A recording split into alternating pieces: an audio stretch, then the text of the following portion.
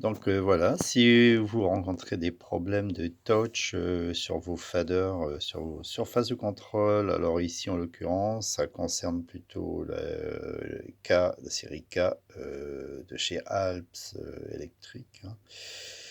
Donc la plupart du temps, c'est lié à des problèmes de touch, c'est-à-dire que lorsqu'on met le doigt sur le bouton du fader, ben, il n'est pas vu par le système. C'est tout simplement parce qu'en fait, si on regarde comment sont foutus les curseurs sur les Alps,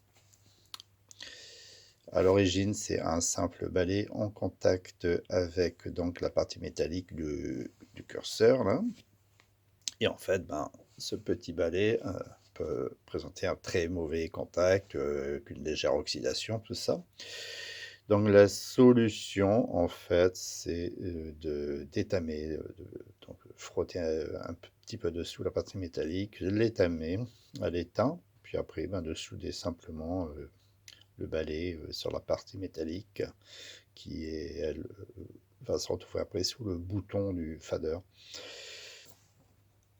Donc, deux tiges, les guides, le plus gros avec les deux petites rondelles de part et d'autre du curseur. Et puis après, ensuite, le capot à remettre. Et sinon, un petit détail aussi, c'est que lorsqu'on commande des faders neufs, souvent il y a une aversion au niveau des câbles ici. Donc simplement vérifier le montage sur le fader d'origine. Je crois que c'est lié, et peut-être un des touch, une des pistes. Enfin, il y a deux câbles souvent qui sont inversés.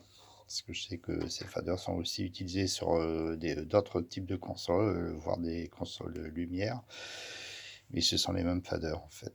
Donc ça peut être un petit point à vérifier. Puis je mets toujours un petit peu de gain de thermo aussi sur le moteur parce que ça a tendance à casser au niveau des soudures aussi là.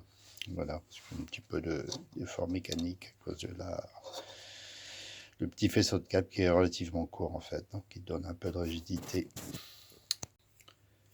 Donc après avoir replacé le curseur avec ces deux guides, le gros, le fin, les petites rondelles de part et d'autre sur le gros, la partie donc sans la rainure ici, et ici on vient l'enficher sur la tôle.